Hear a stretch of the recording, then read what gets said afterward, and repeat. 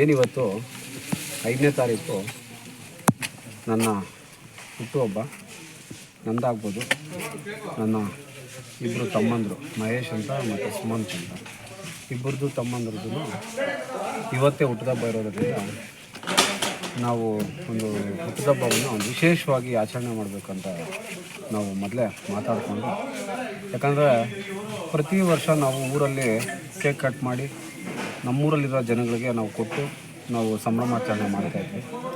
ಆದರೆ ಈ ಸಲ ವಿಶೇಷವಾಗಿ ಏನಾದರೂ ಮಾಡಬೇಕು ಅಂತಂದಾಗ ಕೆಲವು ನಮ್ಮ ಅಣ್ಣ ತಮ್ಮಂದರು ಈ ಥರ ಒಂದು ಅನಾಥಾಶ್ರಮಕ್ಕೆ ಹೋಗಿ ಏನಾದರೂ ನಮ್ಮ ಕೈಲಾಗಿದ್ದೊಂದು ಸಹಾಯವನ್ನು ನಾವು ಅನಾಥರಿಗೆ ಕೊಟ್ಟು ನಾವೇನಾದರೂ ನಮ್ಮ ಕೈಲಾಗಿದ್ದ ಹಳ್ಳಿ ಸೇವೆ ಅವ್ರಿಗೆ ಮಾಡಬೇಕು ಅಂತಂದಾಗ ನಾವು ಆ ಒಂದು ಕೋರಿಕೆಗೆ ಹೋಗ್ಬಿಟ್ಟು ಇವತ್ತು ಬಂದು ಈ ಅನಾಥಾಶ್ರಮದಲ್ಲಿ ನಮ್ಮ ಹುಟ್ಟುಹಬ್ಬವನ್ನು ನಮ್ಮೂರೂ ಸಮೇತ ಆಚರಿಸ್ಕೊಳ್ತಾರೆ. ಈಗ ಆಶ್ರಮಕ್ಕೆ ಬಂದು ಹುಟ್ಟುಹಬ್ಬ ಆಚರಣೆ ಮಾಡ್ಕೊಂಡಿದ್ದೀರಿ, ಹಿರಿಯರ ಆಶೀರ್ವಾದ ಪಡ್ಕೊಂಡಿದ್ದೀರಿ, ಏನು ಅನಿಸ್ತಿದೆ, ಏನು ಹೇಳ್ತೀರಿ ಅವ್ರಿಗೆ? ಸರ್, ನಾವು ಇಷ್ಟು ವರ್ಷ ಆಚರಣೆ ಮಾಡ್ಕೊಳ್ತಾ ಇದ್ದಿದ್ದಕ್ಕೂ ಇವತ್ತಿಗೂ ತುಂಬ ವಿಶೇಷತೆ ಇದೆ. ಏನಂದರೆ ನಮಗೆ ಇಷ್ಟು ವರ್ಷ ಯಾವ ಥರ ಆಚರಣೆ ಮಾಡ್ಕೋಬೇಕಂತ ಗೊತ್ತಿರಲಿಲ್ಲ. ಬಟ್ ಈ ವರ್ಷ ತುಂಬ ಇಷ್ಟೊಂದು ಜನಗಳ ಮಧ್ಯೆ ನಾವು ಇಷ್ಟೊಂದು ನಮಗೆ ತಾಯಿಗಳ ಆಶೀರ್ವಾದ ಸಿಕ್ಕಿದೆ, ತಂದೆಗಳ ಆಶೀರ್ವಾದ ಸಿಕ್ಕಿದೆ.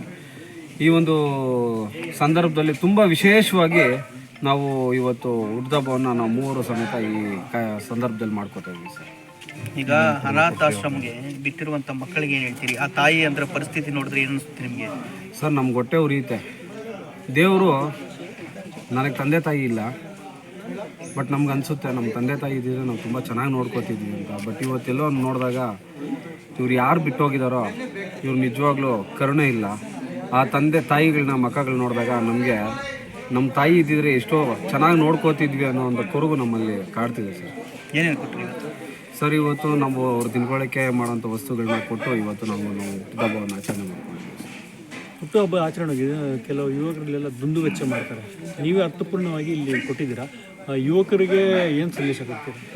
ಸರ್, ಯುವಕರು ಅಂದರೆ ದುಂಡು ವೆಚ್ಚ ನೀವು ಹೇಳ್ದಂಗೆ ನಾವು ಇಷ್ಟು ವರ್ಷಗಳಿಂದ ನಾವು ಅದೇ ಮಾಡಿರೋ ಸರ್. ಇಲ್ಲ ಅಂತ ನಾನು ಹೇಳೋಕ್ಕಾಗಲ್ಲ. ಯಾಕಂದರೆ ನಾವು ಇನ್ಮೇಲೆ ನಾವು ಇವತ್ತು ಸಂಕಲ್ಪ ಮಾಡ್ಕೊಂಡಿದ್ದೀವಿ, ಪ್ರತಿ ವರ್ಷ ನಮ್ಮ ಹುಟ್ಟುಹಬ್ಬಕ್ಕೆ ಇದೇ ಥರ ನಾವು ಎಲ್ಲೋ ಒಂದು ಕಡೆ ನಾವು ಅನಾಥರಿಗೆ, ನಾವು ಅನಾಥ ಮಕ್ಕಳಿಗೆ ಏನಾದರೂ ನಮ್ಮ ಕೈಯಲ್ಲಿ ಆಗೋವಂಥ ಒಂದು ಅಳಿಲ್ ಸೇವೆಯನ್ನು ಮಾಡಬೇಕಂತ ಈ ಕಾರ್ಯಕ್ರಮದ ಮೂಲಕ ನಾನು ಕೇಳ್ತೀನಿ.